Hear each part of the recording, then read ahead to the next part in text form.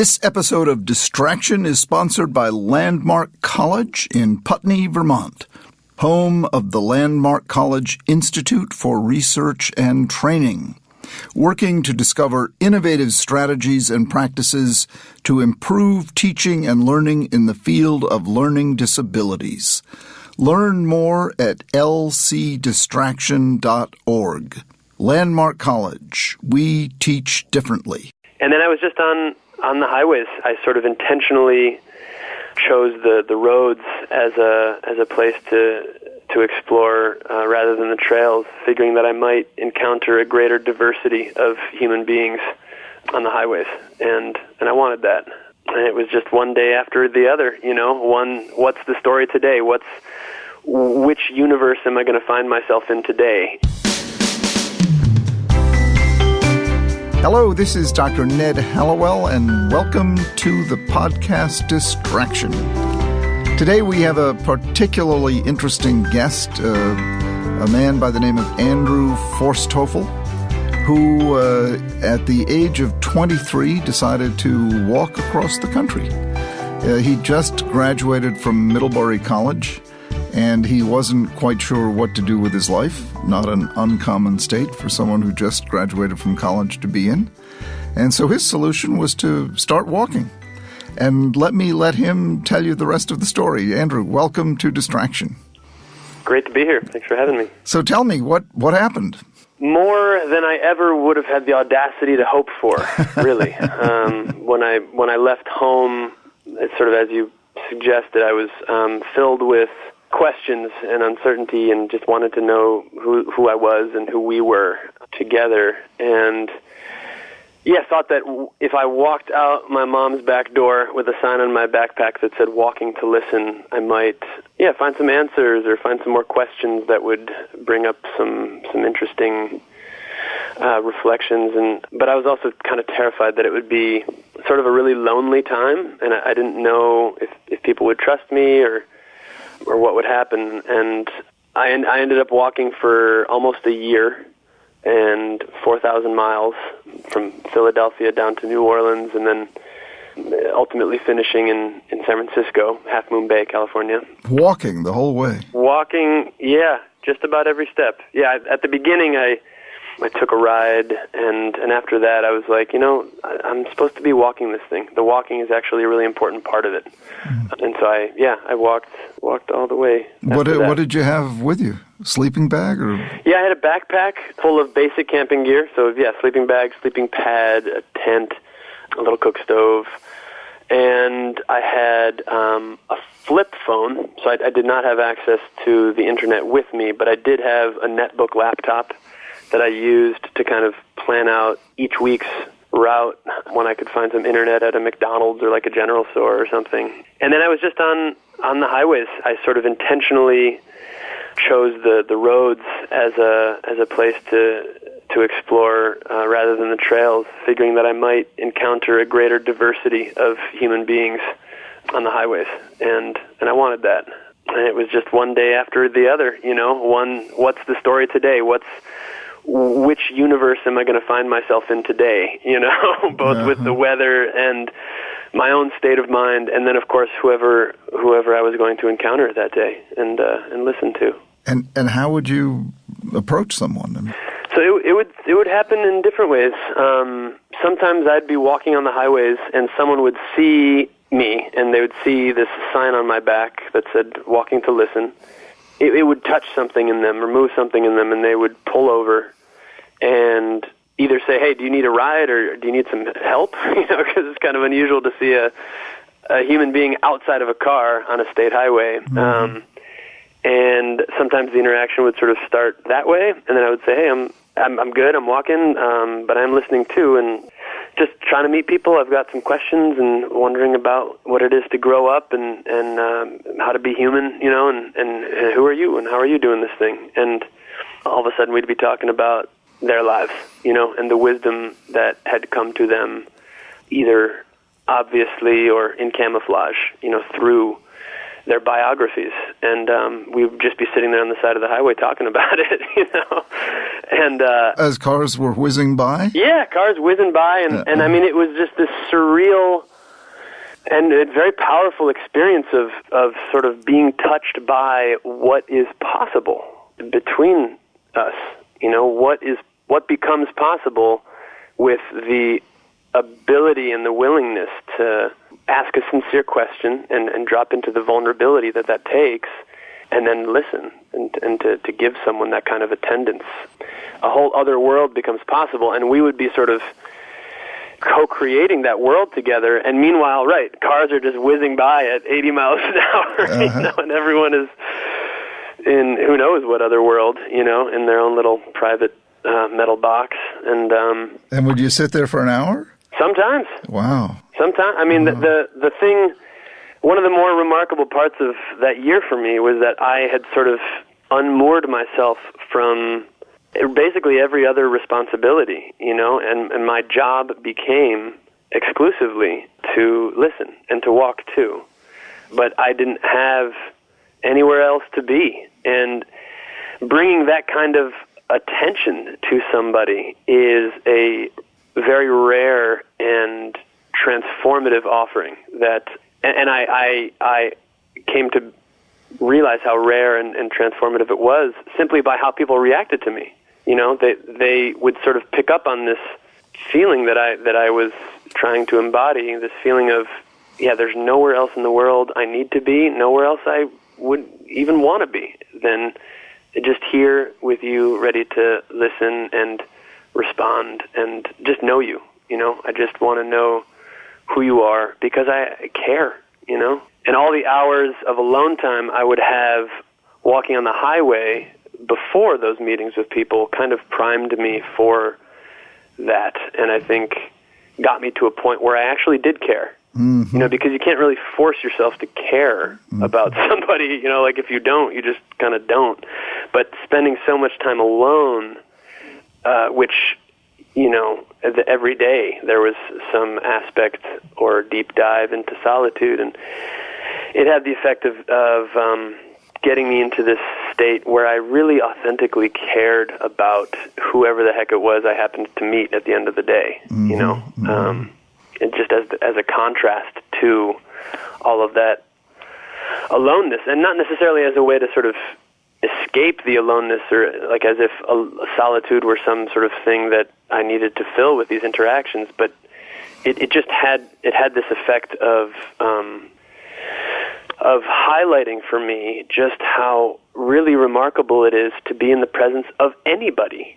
And because we're in the presence of somebody most of the time, we sort of tend to forget how remarkable it is that we get to interact with one another, But spending time alone... being alone made you hungry for a human connection. Yeah. We'll be right back. All right, well, you've probably heard me talking about our sponsor, Landmark College in Putney, Vermont, and how great they are for students who learn differently. Well, now I'd like to tell you about one of those students enjoying incredible success after attending Landmark College. Her name is Ray Jacobson, and she has ADHD. Ray struggled greatly before finding Landmark College at the age of 21. In fact, she failed out of 2 different colleges. Now a successful writer living in Brooklyn, Ray says, quote, "Before Landmark, I never had any idea I was failing until the last minute, and I was very good at pretending everything was just fine." End quote. Through the strength-based approach to learning at Landmark College, Ray graduated magna cum laude with an Associate of Arts degree in 2006 and went on to earn a bachelor's degree in creative writing and literature from Lesley University in Cambridge, Massachusetts, and a master's degree in mental health counseling from Loyola University in New Orleans, Louisiana.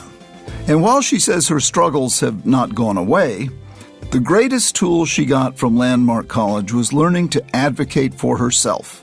Quote, "I used to try to hide my learning disability, but these days I'm very comfortable speaking up for what I need at work, in relationships, and even with clients." End quote. Ray Jacobson is currently a staff writer and content engagement specialist with the Child Mind Institute in New York City. Her writing has been published in websites and magazines such as Understood.org, The Daily Beast, and New York Magazine.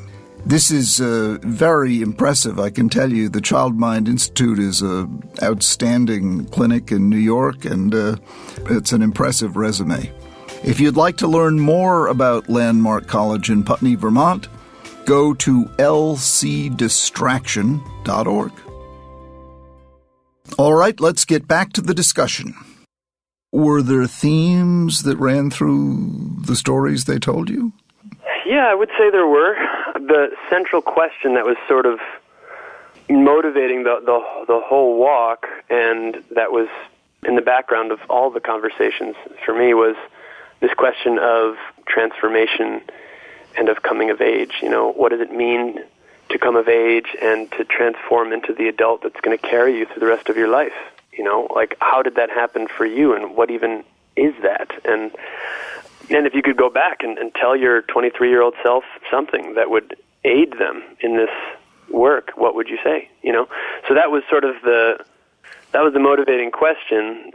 Whether I asked it directly or not, that was sort of in the background, and people just had all sorts of different takes on it. And I mean, I think the sort of unifying theme that I picked up on didn't have as much to do with the content of what they shared, so much as it had to do with the sharing itself and the quality of that sharing. And in my book and in this radio piece that I co-produced, you can sort of hear this quality of openness in people. And to me, that's what's most fascinating, is, you know, so many of us are just walking around barricaded and defended, and even amongst the people that we know and love best, you know, it's like it's so easy to just sort of not be real. Mm-hmm. In some ways, especially with the people we know and love and are in community with. It's like we think we have to be something, or, you know, have to edit and curate ourselves into some version of who we think people think we're supposed to be, or something. And the openness that I was trying to bring to these questions and to these conversations seemed to sort of invite that out of the people I was with, and all different kinds of people. I'm talking about, like, mechanics and cowboys and, you know, real estate agents and, you know, raccoon hunters and grandmothers and all different kinds of people seemed to respond uniquely in their own way, but definitely responding to this openness with a kind of openness of their own, you know. And that, to me, is what's so fascinating about this sort of experiment, this, like, transcontinental experiment that I took. It's like, what becomes possible when you choose to be open, even when, you know, there may not be any ostensible reason to stay open or to extend an invitation, you know, even if, there's just a couple stories that I'm thinking of now of, like, you know, where I wasn't necessarily given a reason to keep asking questions and stay connected to that intention to listen and understand and connect, but did so anyways, and then to just see what comes of that, to me, is fascinating, and I think really important in today's world where, you know, so many of us, you know, don't feel like we can trust anybody and are terrified of each other, and, you know, think the whole thing's going to hell in a handbasket. You know, how do you stay open in this kind of in these times? But it sounds like you experienced just the opposite.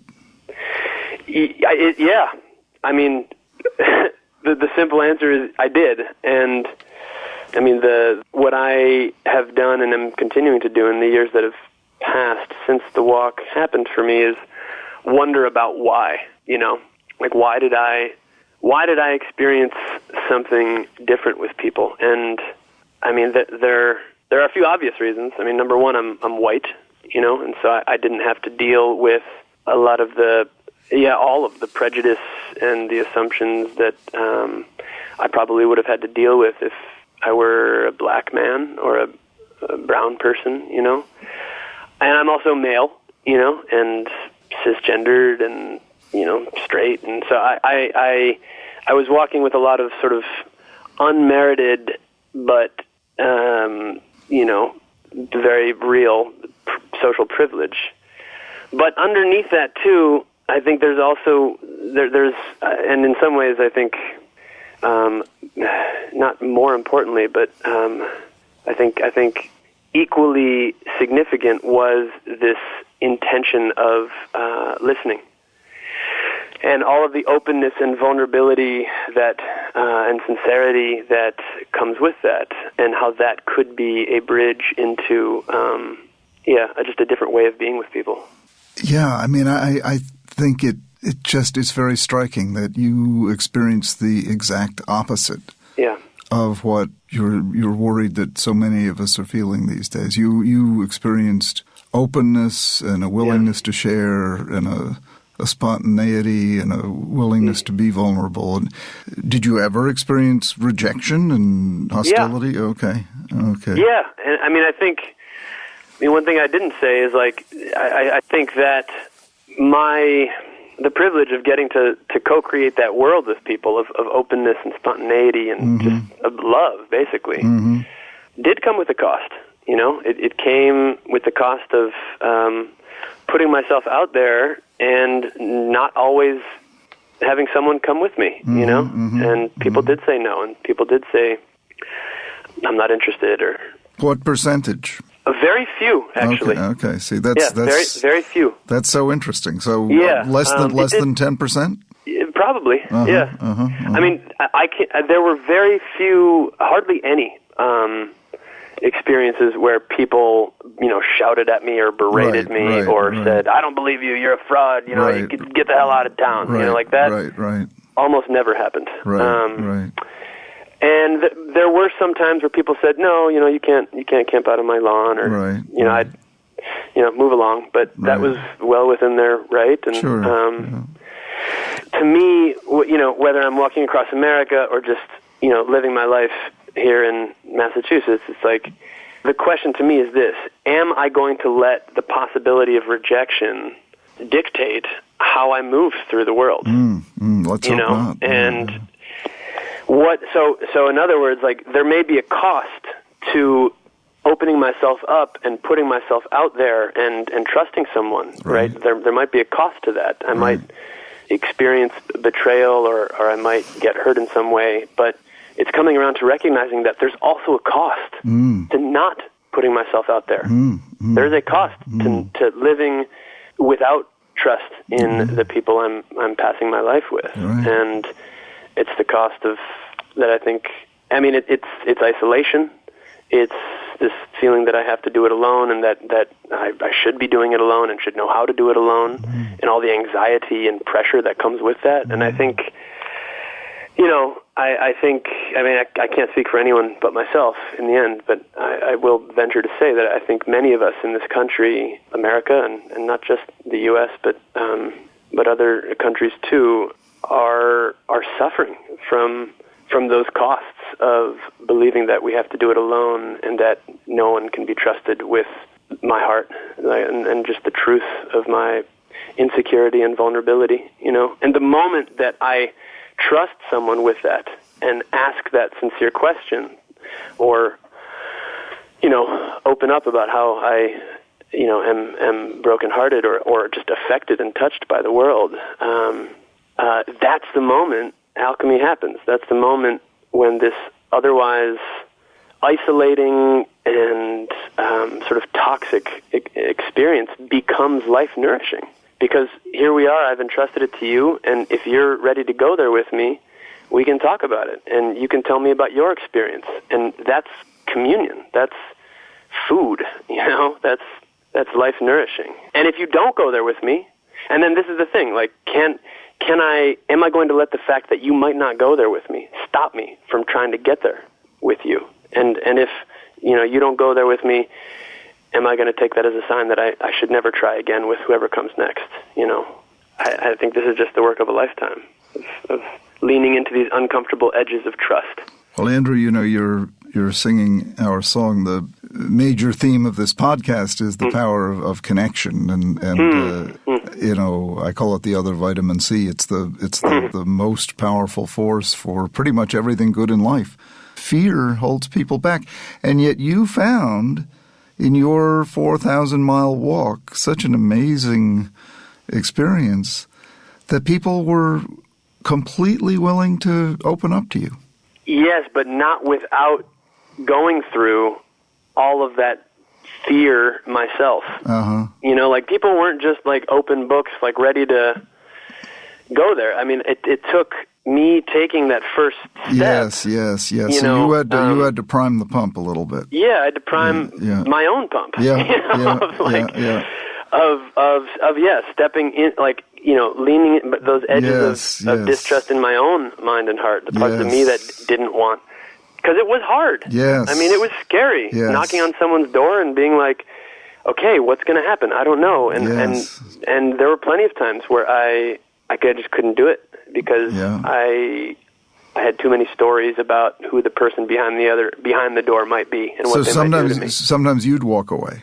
Yeah. Sometimes it was too much. And that's what I mean. It's just this lifetime's work of, yes, I'm with you on that. I believe connection is ever present and in infinite supply, and so then the question becomes, why am I not there all the time? You know what I mean? Like, why am I not constantly, just floating in reality? Because I think that is what reality is like this sense of connectedness and interdependence and mutual sort of support. And what is it in myself that keeps me from that? Right. Why aren't we floating in a sea of love? Yeah.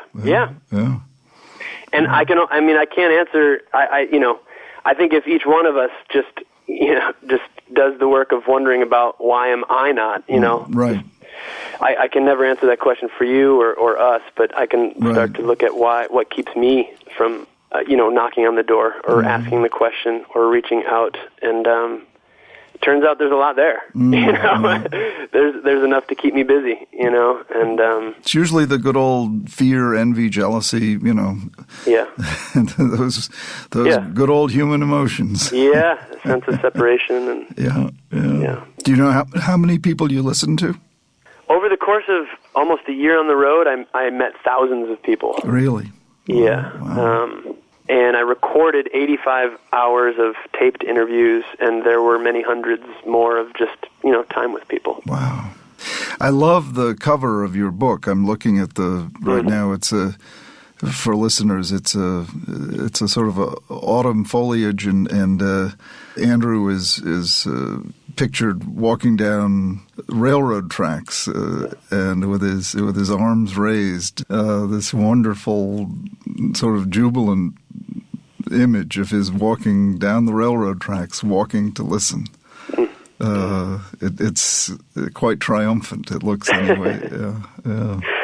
I love that. I love that you bring it up, and it is a little funny to me because it is this sort of jubilant, triumphant image, and it was an image my mom shot as I was walking away from home. Oh wow! That's like mile one. Footstep number 150 or whatever. And in that moment, although it's sort of this epic arms raised thing, and there was that feeling. Yeah. But in that moment, I'm sobbing. Oh. I've got tears. You can't see my face. Yeah. But I'm crying in that moment. And so much of the year for me was this lesson over and over again of, you don't know who somebody is or what's going on for them until you ask them and then listen without agenda to change them, fix them, convert them, persuade them. You're not going to find out who they are deeply. And why were you crying? Listen to them. And then here on the cover of my book is like, the truth is I'm crying. Why? I was crying because, my best understanding of it is it was some combination of that jubilation and triumph that you were speaking to, of this feeling of, my God, it's actually happening. Yeah. Like I'm actually doing it. I'm actually listening to this call that that's coming out of me, and I'm not, pretending I don't hear it and going to do something else. Right. It's happening. But then, there was also this feeling of I might never come home. Yeah. Yeah. I don't know. I don't know what's going to happen out there, and I just, it's the grief of goodbye, and it was goodbye. It really was. It was not, I'll see you later. It was goodbye. I don't know when we'll meet again. Oh, that's enough to make you cry.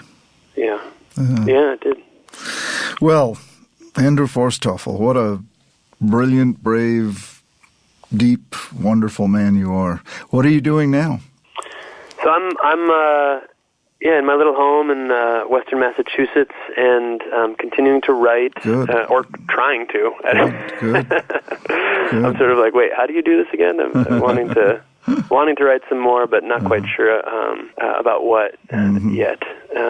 And then going out to schools and retreat centers and basically wherever I'm invited as a storyteller and speaker and workshop facilitator, just to sort of bring this conversation, to communities that are interested in what's possible with listening and exploring what listening even is, and how it might be a tool that is deeply needed, in these times. It sure is needed, Andrew. That's no doubt about that. Boy, it sure is needed.